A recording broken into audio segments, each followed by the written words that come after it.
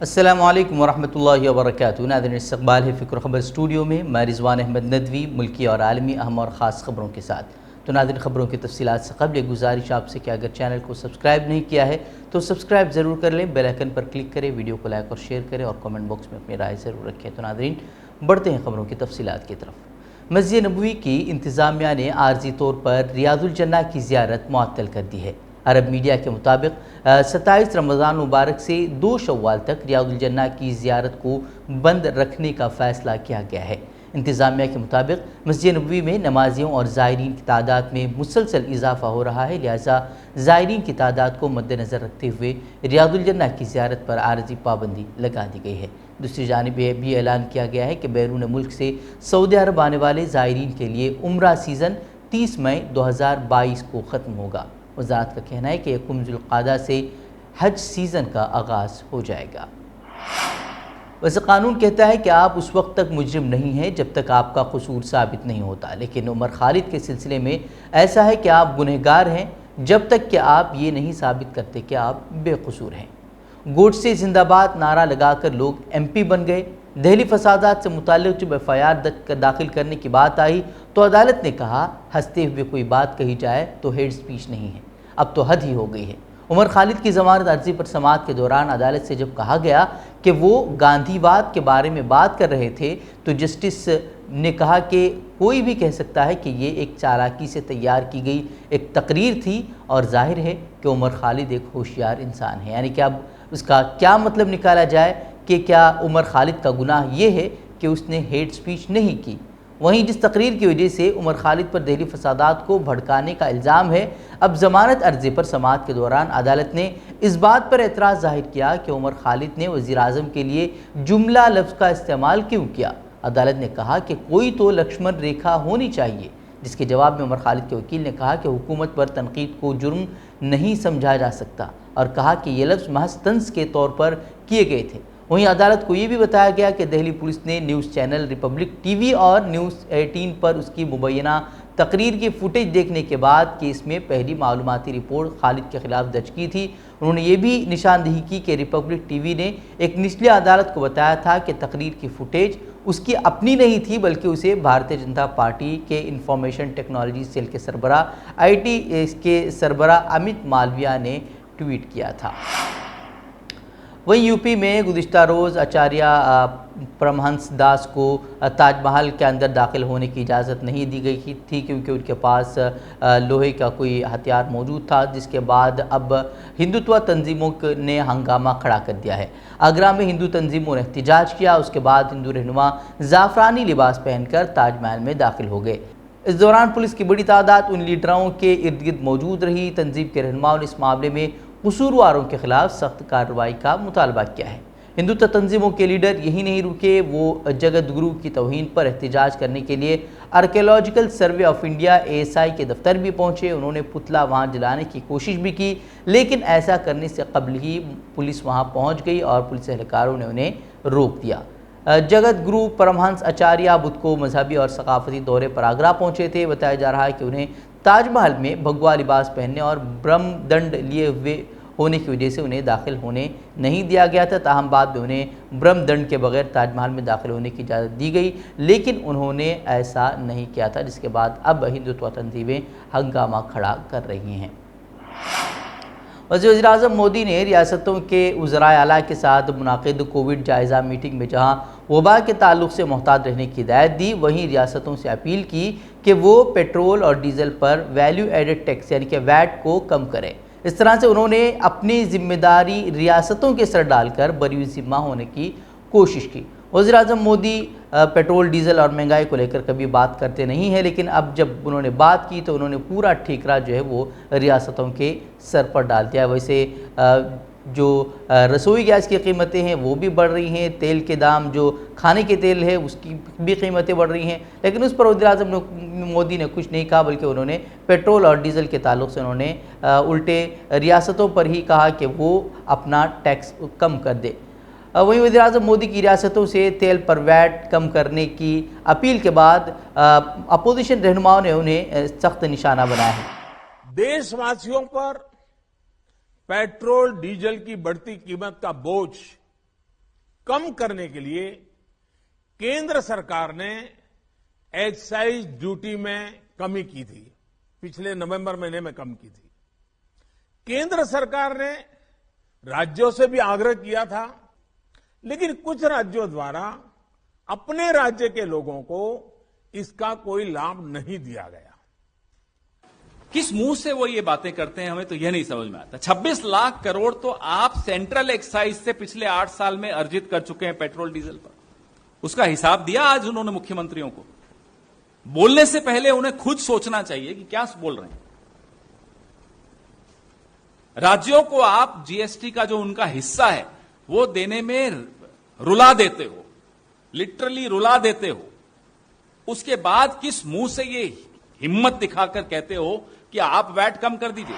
वहीं पवन खड़ा ने कहा कि वो हमेशा भूल जाते हैं कि वो पूरे मुल्क के पीएम हैं, उन्हें माफ़ी मांगनी चाहिए कि वो कभी कभी रियासतों को वक्त पर जीएसटी मुआवजा अदा नहीं करते। वहीं तेलंगाना के वज़ीर आला ने भी तनकीद करते हुए कहा कि वज़ीर-ए-आज़म को रियासतों से टैक्स कम करने के लिए कहने पर शर्म महसूस करनी चाहिए। उन्होंने कहा कि उनकी रियासत में 2015 से ईंधन के टैक्स में कोई इजाफा नहीं हुआ है। उन्होंने कहा कि मरकज़ ने न सिर्फ टैक्स बढ़ाया है बल्कि वो सेस भी इकट्ठा करता है। उन्होंने वज़ीर-ए-आज़म को चैलेंज किया कि अगर हिम्मत है तो बताएं कि कितना टैक्स आप लोगों पर आयद कर रहे हैं।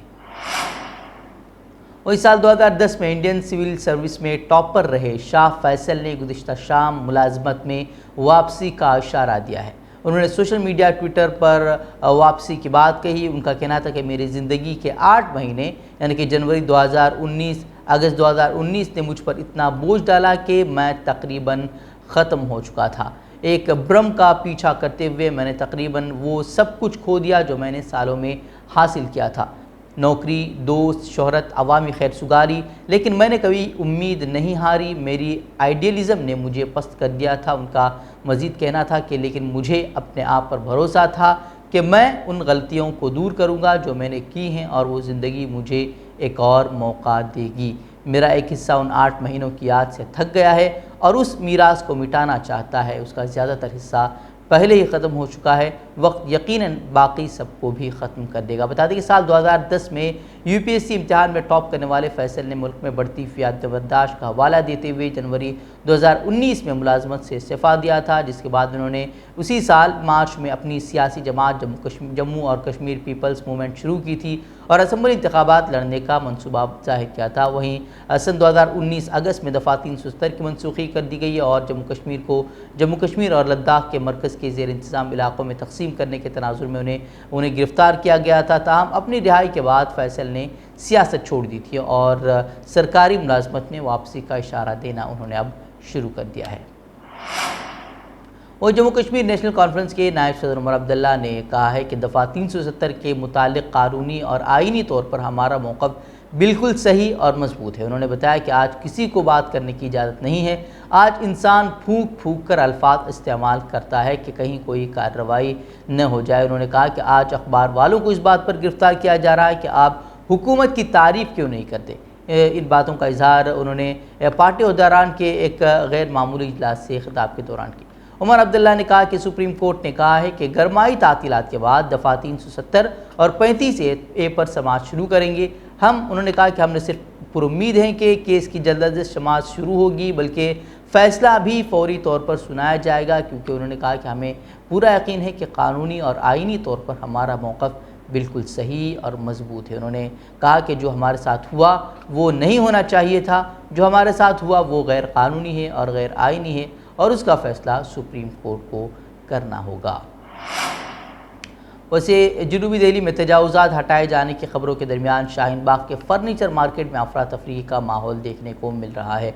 कहा जा रहा था कि आज सुबह वहाँ कार्रवाई शुरू होगी, तो उसी के बाद फर्नीचर बाज़ार में मौजूद कई दुकानों के मालिकान खुद अपने सामान हटवाते हुए देखे गए, जो कि सड़कों पर फैले हुए थे। उमूमन ये सामान दुकानों के सामने सड़क पर ही रखे हुए नज़र आते थे। आज सुबह जब SDM ने बताया कि जसोला इलाके में तजावुज़ात हटाने की मामूल की कार्रवाई होनी है, तो शाहीन बाग के फर्नीचर मार्केट के दुकानदार भी सरगर्म हो गए। चूँकि शाहीन बाग जसोला के करीब है, इसलिए उन्हें خوف ہے کہ کہیں اچانک افسران ان کی دکانوں کی طرف رخ نہ کر لے۔ بتا دیں کہ کئی ریاستوں میں رام نومی کے موقع پر فرقہ وارانہ تشدد بھڑکائے جانے کے ایک ہفتے کے بعد سے کھرگون، مدھیہ پردیش، دہلی، اتراکھنڈ، گجرات میں غیر قانونی تجاوزات کے آڑ میں مسلمانوں کے مکانات اور دکانوں کو مکانوں پر بلڈوزر چلایا گیا، اور یہ تمام چیزیں جو ہوئی وہ صرف پتھراؤ کے الزامات کے بعد اس طرح کی کارروائی کی گئی، اور نہ کہ کسی مجرمانہ تحقیقات کے بعد یا جرم ثابت ہونے کے بعد اس طرح سے کارروائی کی گئی، اور ریاستیں اس کارروائی کو جو ہے وہ بیک کر رہی ہیں، اور ملک بھر میں اس طرح کی کارروائیاں کر کے مسلمانوں میں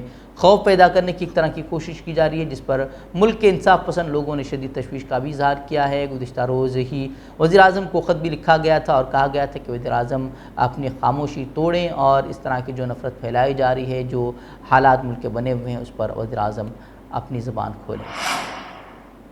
جناب اب بڑھتے عالمی خبر کی طرف۔ روس نے یوکرین تنازع کے پیش نظر روسی کرنسی روبل میں رقم کی ادائیگی نہ کرنے پر پولینڈ اور بلغاریہ کو گیس کی فراہمی بند کر دی ہے۔ پولینڈ اپنی ضرورت کی 50% گیس روس سے خریدتا ہے، اور سپلائی بند ہونے پر پولینڈ کو کافی مشکلات کا سامنا کرنا پڑ سکتا ہے۔ بتا دیں کہ روس نے ابتدائی طور پر پولینڈ اور بلغاریہ کو نشانہ بنایا ہے۔ تجزیہ کاروں کا کہنا ہے کہ اگر روس نے دیگر یورپی ممالک کو بھی گیس کی سپلائی روک دی تو اس سے یورپی ممالک کو شدید دھچکا لگے گا، اور پہلے سے آسمان کو چھوتی گیس کی قیمتوں میں مزید اضافہ ہوگا۔ بتا دیں کہ روس کے یوکرین پر حملے کے بعد سے روس پر پابندیاں عائد کر دی گئی تھی، کئی طرح کی پابندیاں یورپی ممالک کی طرف سے عائد کر دی گئی تھی، امریکہ نے بھی کئی طرح کی پابندیاں عائد کر دی تھی، اور اسی کے کاؤنٹر کے طور پر روس نے کہا تھا کہ وہ اگر ان پر پابندیاں عائد رہتی ہیں تو وہ گیس کی جو سپلائی ہے وہ بند کر دے گا، یا تو پھر انہیں روبل میں اس کی گیس کو خریدنا پڑے گا، جس کے بعد سے اب یہ جو ہے معاملہ بڑھتا جا رہا ہے، اور اب روس نے پہلی کارروائی کرتے ہوئے پولینڈ اور بلغاریہ کو جو ہے وہ نشانہ بنایا ہے اور ان کی گیس سپلائی کو روک دیا ہے۔ وہ اقوام متحدہ کی جنرل اسمبلی نے سلامتی کونسل میں ویٹو کا حق استعمال کرنے کا جواز فراہم کرنے کے حق میں قرارداد منظور کر لی ہے۔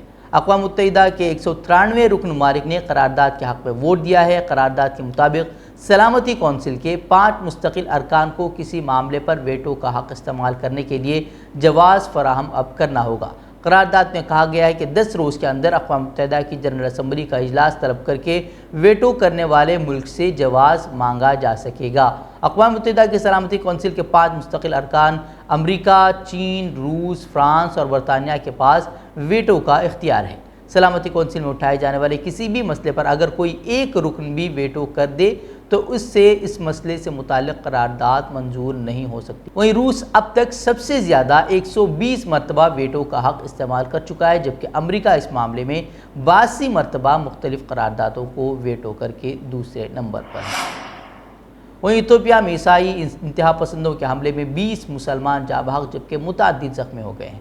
بزرگ شہری کی نماز جنازہ میں شریک مسلمانوں کا وہاں قتل عام کیا گیا ہے۔ قبرستان میں موجود مسلمانوں کے ہجوم پر عیسائی انتہا پسندوں نے بھاری ہتھیاروں اور بموں سے حملہ کر دیا، جس کے نتیجے میں 20 کے قریب مسلمان جاں بحق ہو گئے جبکہ 1 درجن افراد زخمی بتائے جا رہے ہیں۔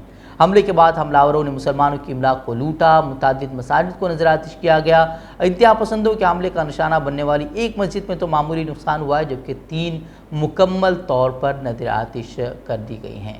تو ناظرین آج کی خبروں میں اتنا ہی، کل پھر ہوگی ملاقات مزید اہم خبروں کے ساتھ، تب تک کے لیے اجازت دیں۔ السلام علیکم ورحمۃ اللہ وبرکاتہ۔